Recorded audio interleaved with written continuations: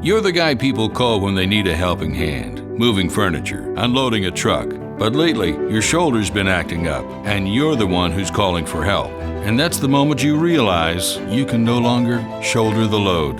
The Joint and Spine Center is Cincinnati's leading destination for orthopedic care, with a range of surgical and non-surgical treatments. So when a moment has the power to change the rest of your life, go to the one place with the power to change it for the better, the Christ Hospital Health Network. This changes everything. The Pound This Podcast is brought to you by the Christ Hospital Health Network. This is the Pound This Podcast, episode 756, in case you missed it, Body Dysmorphia with Dr. Ashley Solomon. I want to lose weight, but I don't know how to get started. What should I meal prep every week? How do I get those sweet booty gains? Inspiration for your healthy lifestyle. The Pound This Podcast with Amanda Valentine.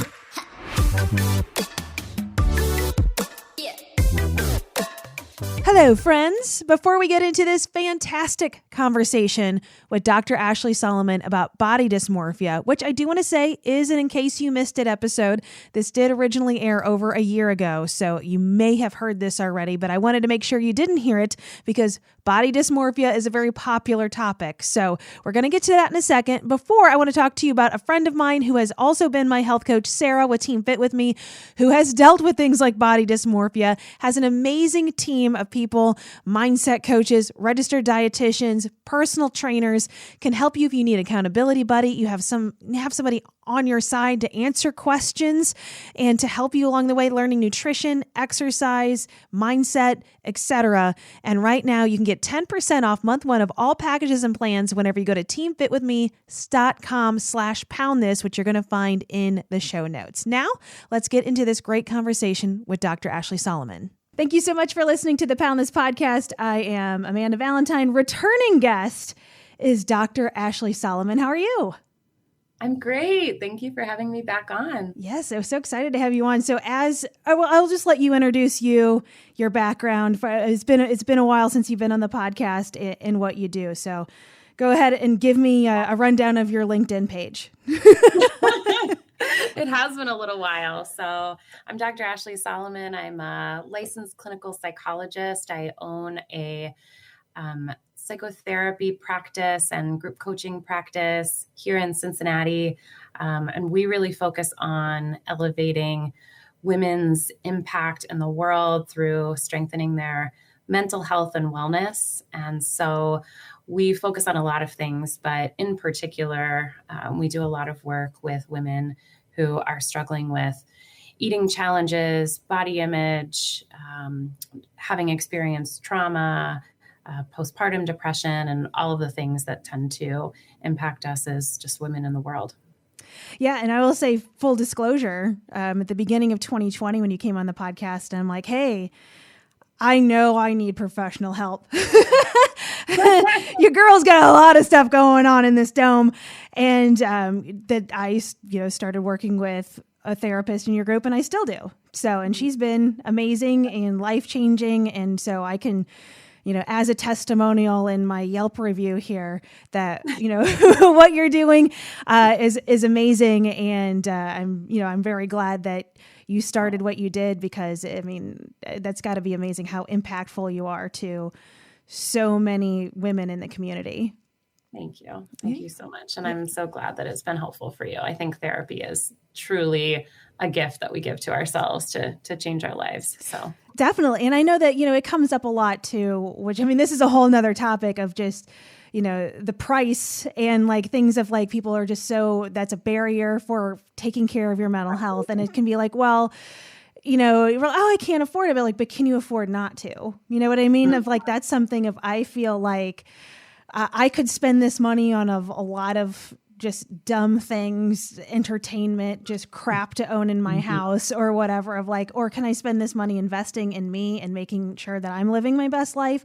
And I think that people need to view it that way. And in my world too, also the same view of like, oh, I can't eat healthy, it's so expensive. But there's a cost in there somewhere as you're choosing the cost. Right. I think that's such a great perspective. Like we're always choosing the cost. And I think that when it comes to the impact on our daily lives, like when we're in a routine of just sort of accepting our lives as they are, it can be hard to see. And so even getting a perspective on like what are the costs associated with the way that I'm living right now can be really kind of eye-opening and helpful and just living a more meaningful life. Definitely. And we have discussed at length binge eating. And so, which I don't feel like the well is ever dry on that topic. I feel like that affects so many people, but this is a topic up there with binge eating that so many people have asked me about. And myself, I have lots of questions included about body dysmorphia. And I think specifically from my angle, I'm coming at personally, even though I have questions in other viewpoints, is the thought of, especially after weight loss, or especially after a great amount of weight loss like I've had, of seeing your body the way it is, and what other people, how other people perceive you and how you perceive yourself. And you constantly always see yourself as this version of a person that might not exist anymore. And, I just feel like there's a lot to it. So there's a lot to unpack here. So I wanted to just kind of start with the definition, of body dysmorphia and what that is for you. And then like what that is clinically when you have like a body dysmorphia disorder. Yeah. Yeah, I noticed that the term body dysmorphia, we use it in a lot of contexts. I mean, it's similar to a lot of other kind of clinical terms that we end up using to describe a lot of different experiences. And that's not always a bad thing, because sometimes that's the word or the words that help us define what we're feeling. But on a clinical level, what body dysmorphia is all about is a sort of misperception between what is physically present or true and the kind of image or feeling that we have in our brains about that thing. So usually with a body dysmorphia disorder, what we're seeing is someone who has a misrepresentation in their mind of what a particular body part looks like. And so that's one of the kind of differentiators between what we might think of as kind of negative body image and body dysmorphia, is that in sort of true body dysmorphia, we tend to see it focused on a particular part or area of the body. There's a few that are most common, like our face, our hair, our chest, our stomach. Whereas for people that have a more global kind of negative body image, it tends to be more all-encompassing. I just don't feel good about how I look in general. So with body dysmorphic disorder, it's very similar actually to an obsessive compulsive disorder. The thoughts are very obsessive. We can't stop thinking about that part of our bodies. And then the compulsive behaviors with body dysmorphic disorder tend to come in the form of trying to change that part of our body, trying to obsessively looking in the mirror, trying to change it through potentially weight loss efforts or cosmetic surgery or other things, because we can't sort of let that thought lie. Otherwise, it feels like it torments us day in and day out. So how often is that attached to an eating disorder? So a lot of people are surprised to know that, a number of people with a good percentage of people with eating disorders will struggle with body dysmorphia, but they really are two pretty distinct things. And the majority of people with eating disorders won't have body dysmorphia, and the majority of people with body dysmorphia won't have an eating disorder. So that's where sometimes if you're kind of curious to understand, what you might be struggling with, it can take some teasing out by a mental health professional. But what we often see is that the body dysmorphia and the obsessive sort of thoughts about a particular area of our body might lead us to changing our eating habits, or in an attempt to change that part of our body, or just as a way to cope with the stress of that. So we might be engaging in binge eating, like we've talked about before, because that's a way of kind of checking out or coping with how encompassing those like obsessive thoughts about our bodies are. Gotcha. So then what would be the definition for what I think most people have personally asked me about then, of like, I've lost a significant amount of weight, or I have changed my body a certain way, and I am visually can't come to grips with that, or I still view myself in this certain light, even though in the real world, or the physical world, things look different. So then how is that categorized? Is that just negative self-image? I think that, so it could be negative self-image. I think it might depend on what our thoughts, our feelings, like our perceptions are about that change in our bodies. I think the way that I think about it, though, for a lot of people who have, significantly reduced their size, or their body size has changed, in any kind of way, is that we develop our concept of ourselves in part based on like living in a particular body. And so both in terms of like what it physically feels like to be in the world, and what it feels like to sit on a chair, or to go on a jog, or to, hug someone, like we develop kind of a way that feels for us. We also develop our self-concept based on just how other people interact with us, which is influenced by the way that we look, unfortunately. But there continues to be a lot of stigma and bias. And so I think of the way that we learned, especially kind of early in our life, to feel ourselves in our bodies, and to how we expect other people to interact with us based on our bodies. It forms these, I'm going to get really neuroscience-y for a second, but it forms these neural networks in our brains. Like it lays down these patterns in our brains. And so then later in life, maybe our body changes in whatever way, but those neural networks haven't necessarily updated to what our new experience is. So we are existing in the world still with a similar brain, but with a different body. And that in and of itself can like kind of create this disconnect where it can feel very strange. I mean, I know that a lot of people that I have worked with talk about how like it feels like I just can't update my perception of who I am, or I expected to feel better about myself in this different body, and that hasn't necessarily changed. And I think of it as it's almost two separate processes. Like our bodies can change, but for our sense of ourselves and our perception to change, that's actually kind of a different process. Does that make sense? Yes. I mean, so I guess then my next question is how do you work through that process, which I know is a loaded question, but I feel like I think you can understand of how do I change my body, and you understand the manipulations that you can make to change what your body looks like or your body size, but then how do you go through that mental change, which is so important? Right. Yeah. Yeah.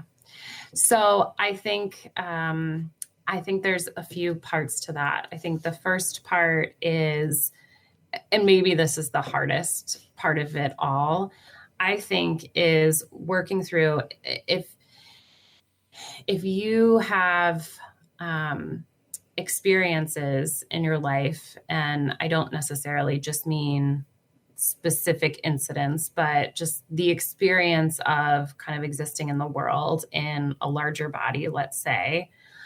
My standpoint is that people who have existed in the world in a larger body, by and large, have experienced trauma as a result of that, because of the way that the world tends to treat people in different size bodies. Mm-hmm. And so I think, in addition to, or what I was saying before about,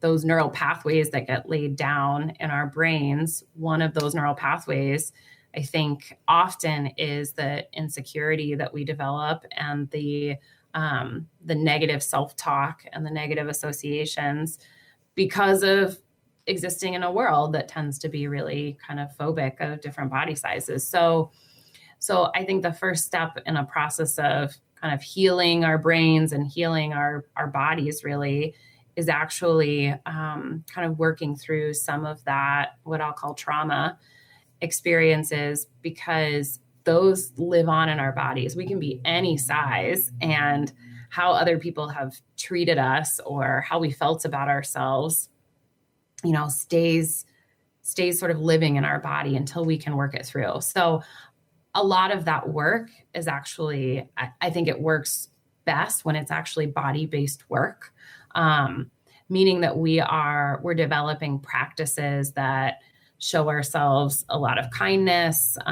Maybe that's, I'm going to say the really cliche thing, and maybe that's yoga or maybe that's meditation, but there's a reason that those can be so helpful and effective. And they've, been pretty popular because it's about kind of reconnecting with our body. And so physical practices that help us feel connected in our body, I think are also really helpful in kind of bridging that gap between how I feel and how I look. Because when we do things that feel really painful, for example, when we are, doing workouts that they're so intense or painful that we have to, it's like our brain has to go offline to just get through it.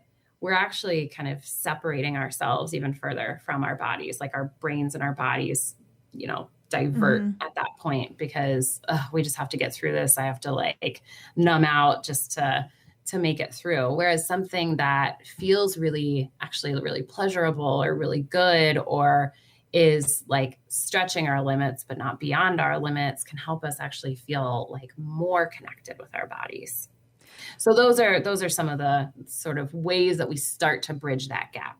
Oh, that makes a ton of sense. And I actually just learned about this because I just had a guest on about a month or so ago where she is certified in yoga for trauma survivors. And I'm like, I didn't know that was a thing. And I'm like, that makes a ton, especially with you saying that just clicks very much of getting in tune. And that, I want to say, I'm a preface, this is probably why I'm still dealing with this issue, because I don't really do that. I'm bad at those things. Those things I'm like, oh, I want to love this. I'm getting better. But I feel like it's, or even, I guess then I have so many questions. I'm trying to filter through what I want to ask first. Of then what is it? Is it the same sort of thing then where it's kind of specifically in a weight loss fashion or whatever, you're working on your body, you're getting your body to wherever you want it to be, where you feel healthy and good, and that, and intellectually you're in a better place, but you could still look in the mirror and still be like, oh, but my stomach is still so gross. And but really it's not, but still in your head. I mean, does that go into the body dysmorphia? Because then you're just hung on just I still look so fat. I still look so gross, despite the fact that you have done all of these steps to create a different reality, and your body does physically look different, but it's still never ever good enough, even if you have washboard abs and you still think you're fat. Mm-hmm. Yeah, I know exactly what you mean. And so it could be in a very clinical sense, it could be a body dysmorphic disorder in that case, because one of the things that characterizes BDD is that nothing ever sort of satisfies that compulsive need to continue to change. Yeah. It never feels good enough. And I think the biggest reason for that is because our, perception is distorted. For one, we can't physically there's some really interesting brain research on our visual cortex is not giving us an accurate representation of how we look. So how I look compared to how someone else is, seeing my body might be vastly different. Literally how we're seeing it might be different. It also could be, excuse me, it could be that, could be a combination too of these things, but it also could be that the focus on changing my body has been, this is the, more psychological interpretation, but the focus on changing my body has been, given me sort of a sense of purpose, given me a sense of meaning, helped me feel like I have something, sort of to do with my brain and my body and all of these things. It's become sort of an obsession in and of itself. And so there can often, I see this a lot, where it can be a fear about saying this is good enough, because in a way, what am I going to focus on? What am I going to focus on? I don't know what else is important to me, or I know what I would have to focus on, which might be like my marriage is really shitty, or my relationship with my parents is really bad, or whatever. But it's allowed me to sort of distract my brain kind of in this obsessive loop for a long time. And now the thought of kind of maybe moving on or accepting my life in a different way, that actually feels really overwhelming.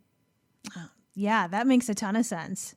Yeah. That's something where I think that if you Google body dysmorphia, that's not an answer you're going to get. I feel like it's an answer you need to hear. Right. Yeah. I mean, that's a whole nother topic on its own of how we like disassociate and distract ourselves from our own problems.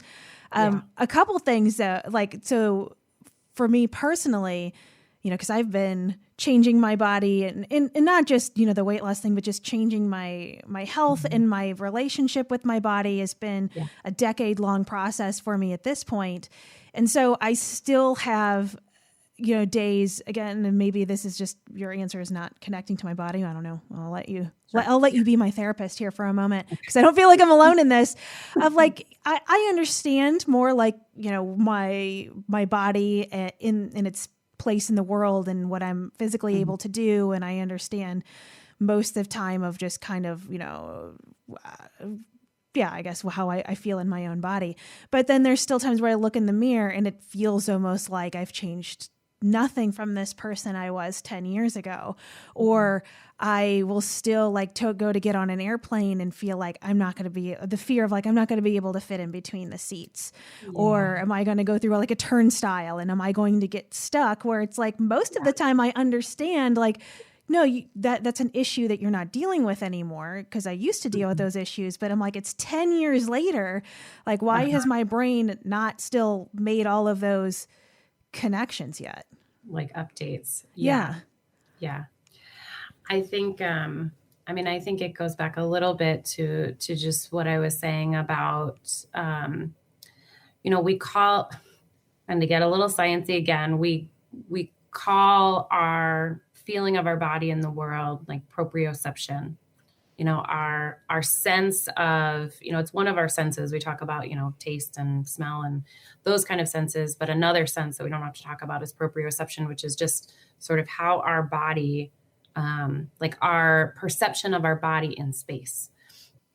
And so like a lot of what I hear you describing is that it feels like your proprioception hasn't sort of updated to what your body kind of currently looks like. And I think that without, overly diagnosing you, Amanda, I think that often comes for people through, and through a lot of the examples you gave. I think if we kind of got into what that would bring up, I imagine that there'd be a lot of fear or shame or embarrassment, like if you couldn't fit into a seat or if you got stuck in a turnstile. And so I think for so many people who have dealt with those very real realities over the course of their lives, like we've had to be really hyper vigilant about those kind of situations. And so it's sort of calming. So getting to like, what do we do about that? I mean, part of it is about kind of calming our brain down to say, we don't have to be hypervigilant about that anymore. Like we have to kind of calm our nervous system almost, which is on like high alert, kind of existing in the world about like what might happen that could potentially cause me an issue or fear or shame or embarrassment or whatever it might be. And to kind of teach ourselves to exist from kind of like a calmer, more regulated place. I think that's part of it. The part about kind of being able to look in the mirror and still seeing, how we felt or how we existed kind of 10 years ago. I think that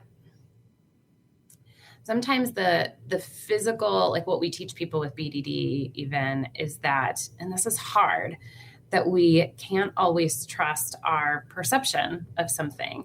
And it's a little unsatisfying because I'd like to say like, we can just like tweak something and you're going to see it more accurately, but it's what we know that we don't have great tools to be able to do that, but it's more about teaching someone that I can remind myself that what I'm seeing in the mirror is likely not accurate to my like current reality. And then to focus on what's the best thing that I can do for myself right now. So if I look in the mirror and I see someone, I feel like I see my body in a larger way than it like physically is, for example, saying to myself, I know that is likely not accurate, which is hard because we're taught to like, you need to trust yourself. This is one area I know I'm vulnerable that I'm not going to be able to totally trust my own perception on. And then think about what's like the kindest thing I can do for my body right now. It's probably to accept it, to like continue with whatever plan I'm on, to like do the things that like treat it well. I don't need to respond to that thought because that's my brain giving me like warning signals, but it's overfiring. I can't totally trust it right now. I need to go back to what I know is my plan. And I feel like, just to hop off of that, then, because then I feel like you can sometimes get into, at least I do personally, of like, well, will I ever accurately have an accurate perception of myself? Like, how do I know?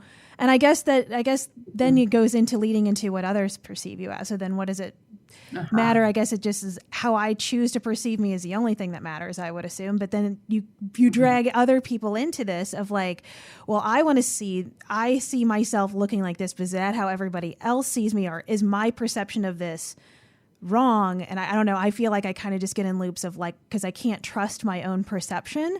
So then I don't know my space in the world, I guess for myself, because I don't know where I'm fitting because I can't see like where it's like one day you feel awesome about yourself and the next day you hate yourself. And I think it's just, then you're like, well, where's the middle ground and who am I really and how am I really showing up? And, what is this body looking like with how I'm showing up and how am I being perceived? And can I ever, if people are like, oh my God, you look so amazing. And then you just immediately be like, you're just saying that to be nice. You know what I mean? Of like, well, that's not true because listen, I can see myself and I can see that you're bullshitting me to make me feel better.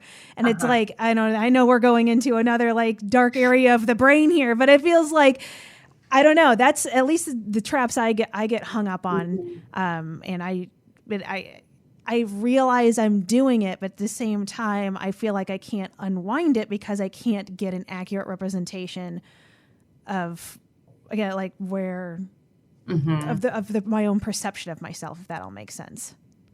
Right.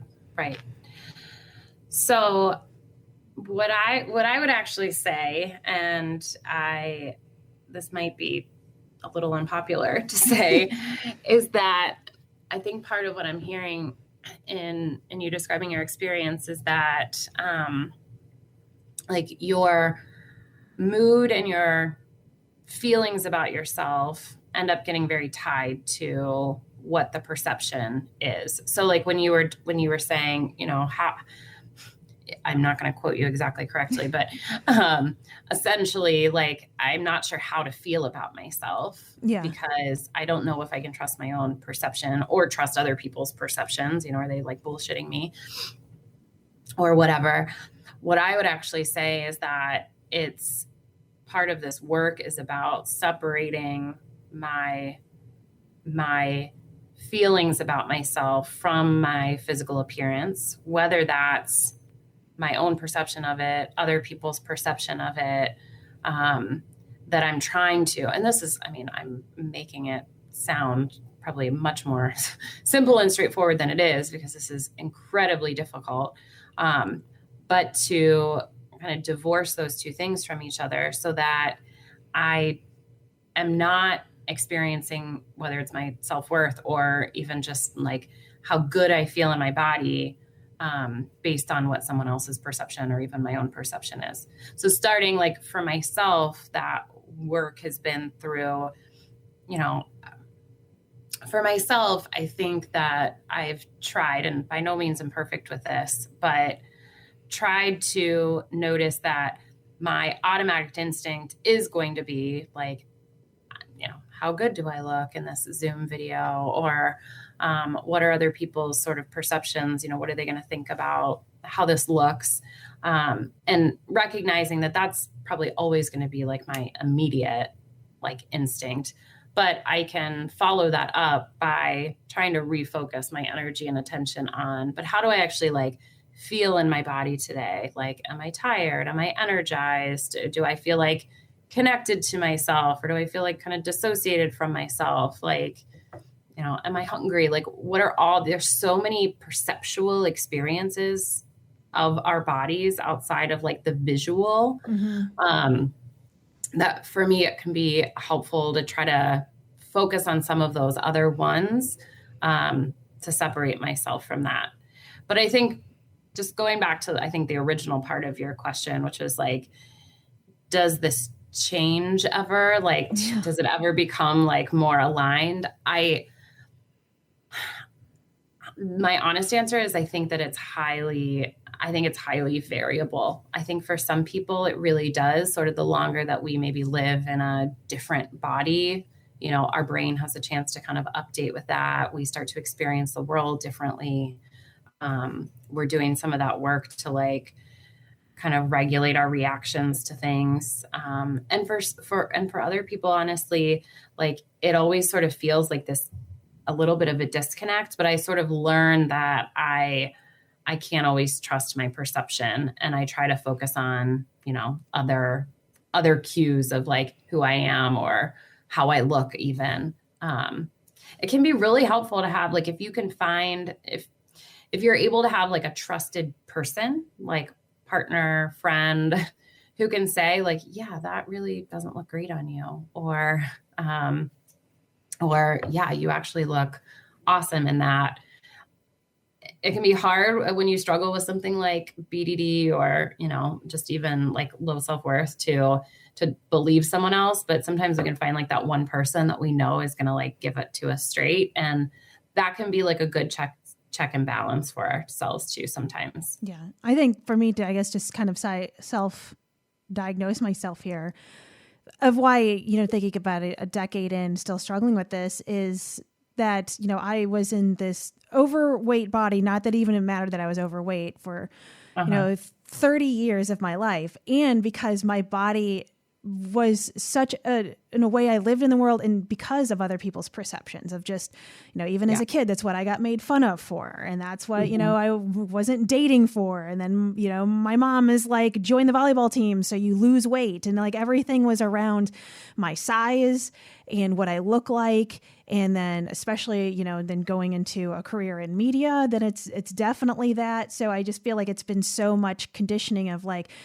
yes, what I look like, tied to my worth, tied to how I show up in the world. So even 10 years of trying to untangle those knots, it's going to be a longer process. And that's where I'm like, I'm working so hard personally right now. I'm just on self-love of really loving myself despite what my body looks like or how other people perceive my body, and just to be healthy and not worried about, all the other things that come with being, judged on your body. And it's so freaking hard because that's just how people are. You know what I mean? And so it's like, and especially I think that if you're in that same environment of like, you're working on change and you're still in the same environment where people are harshly judging your body or making comments about your body, or that is what people are tying your worth to, then how do you even undo that when you're like still living in that same situation?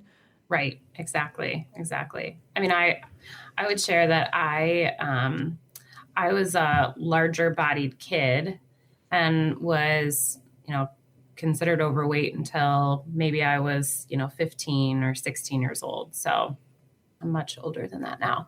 And, but just sharing that is, it wasn't even 30 years for me. It was probably like 10 from the time I was like 5 to 15, but, couldn't fit into the clothes that my friends wore, like all of those things that go along with like being a larger kid. And, was, very like not physically active, and always felt a lot of shame around that. And long story short, I mean, those if someone will comment on my body today and describe me as smaller or something, like that still doesn't feel like it matches my reality. And that's, I was like truly a child, and have not lived as like an adult as, in a larger body. And yet, so, I mean, just to share like my personal example, like there still feels like there's a disconnect to some degree. I mean, it's not pervasive for me at this point.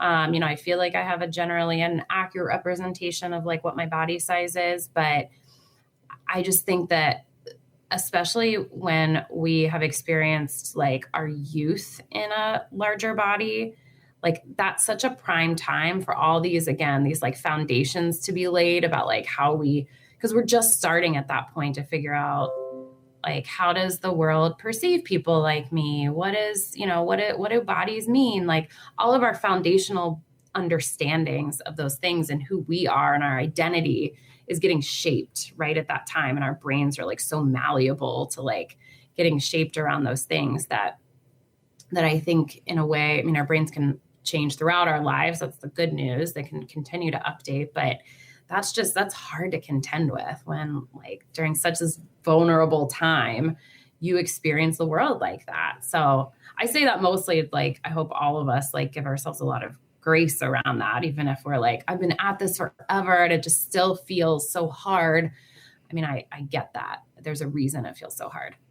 Yeah, I think it's such an important part of it, of like where you're hearing other people's voices, I think, from the past rather than your own, like, just even, and how much those just like, I mean, you're not going to be able to change other people's comments, but just how you view them. Where, like an example for me is when I was a kid, I was maybe like 12 or so, somewhere around there. What my best friend's mom said, you would be so pretty if you just lost weight. And so then it's like forever of like, well, if I'm a smaller person, if this body, then I'll be pretty. I'm not pretty now. Like obviously being overweight equals not pretty to this person who's an important person in my life. Like very clear message. Yeah. And so then it's like hung up on that. And even if, for me changing my body, well, then is it ever small enough to be pretty? I must not be pretty, and not that one comment is just drilling holes into my brain, but I think it's just a lot of those things kind of bury themselves subconsciously of like, then you kind of pull back into that of like, then that's where you get obsessive over it of like, well, when will I be pretty? Is my body small enough yet? Is this, this is obviously how the whole world perceives me because this is how one person perceived me. And it just becomes a nightmare. Totally. Well, and if you think about it as like, you're a 12-year-old and this is a person who like is a grown up and is somebody that you probably, knows you pretty well and is a, friend's mom, like that kind of becomes the representation of the world. Like that's I like internalize that belief. I like file it away, even like you said, not necessarily consciously, like you're thinking about it all the time, but it just sort of imprints on your brain. And like, it's hard to unlearn that and sort of back that up. Yeah. Especially that early on. So I guess from a different perspective of this topic that I feel like I have experienced a little bit in the past, but weirdly I've been seeing so many TikTok videos on this of kind of the opposite of not that I have made my body smaller or have made improvements that I'm like, I want my body to look this way and I've worked on blah, blah, blah to get it whatever that way. And now I still can't see myself, where I've been seeing a lot on TikTok of like, hey, I'm really feeling myself. I feel like I'm a hot babe, and you're going through the world with confidence. And then you catch a mirror and you're like, oh no, wow, I've really been lying to myself. And in my own perception, I haven't felt specifically that way, but even thinking before of like, oh, I feel like I'm an average size. I don't feel like I'm quote unquote that big. You know what I mean? Of like, I just feel like I'm just the size of everyone else, and then catching myself like a reflection. Like an example I had was I used to work at Subway, and I had that perception of my own body of like, yeah, I'm just average. And then I sat in a booth and I could see myself in the reflection of the window, and I could see like my stomach hanging over the table of the booth, which I wasn't even really feeling. And I just looked at that and I'm like, is that what I really look like? Is that how everyone else sees me? Because that is a much larger person than I see in my own head. And then I feel like you almost make up a way to start torturing yourself. Yeah. So is that the same thing, or is that a different version of this? That's a good question. I think it's a little bit different. But in a way, it might be slightly easier to cope with, in that, I'm saying this like both seriously and like sarcastically, but like at least we can just avoid mirrors to some degree. Yeah. Like if that's going to make you feel like crap, if you're sort of fortunate enough to be walking around the world feeling like I have my shit together and I'm feeling really good and I love what I'm wearing. And, I would say as much as you can, avoid the things that are going to disrupt that experience for you, whether that's a, shitty person or a mirror or whatever. We of course can't avoid every like reflective surface that we come across. But I think it more so like, I think it kind of speaks to or gives us this insight into our self-perception doesn't have to match that like physical reflection, and that there is like a way it's possible to feel really good and comfortable in ourselves, regardless of what that like reflection sort of shows us. So I think in a way there's some like positivity to that. I think maybe it's about not allowing those experiences. And this is where, things like therapy or good body image practices come in handy, not letting those experiences go and like completely alter what my like positive mental state was before I saw that, and I go back to like, wait a second, a minute ago, I was feeling great.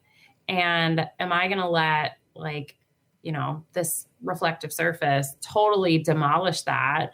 Or can I kind of like come back into myself and know like nothing has changed. Nothing has changed in this last minute other than maybe like my negative self-talk that just happened. And so can I like sort of revise that? Yeah, it just seems like that's the best way to go through life of like, yeah, if you're feeling good and confident, like especially seeing all these TikTok videos of women, I'm like, yeah, man, like that's the vibe I want to be. And then what does it matter how the rest of the world perceives your body? If you're feeling it and you're putting that out there, then that's your reality then. So I feel like that's a bummer being guilty of this myself, to like stop that because of like, oh, well, just because I'm feeling it, someone else is going to think I'm too fat or too big or too ugly, or my hair doesn't look right, or I have glasses, or whatever other thing somebody's going to find to attack you on, of like, just go through life feeling that way. And what does it matter if somebody, like, not everybody's going to like you? Like, that sounds like someone else's problem, not yours, but again, easier said than done.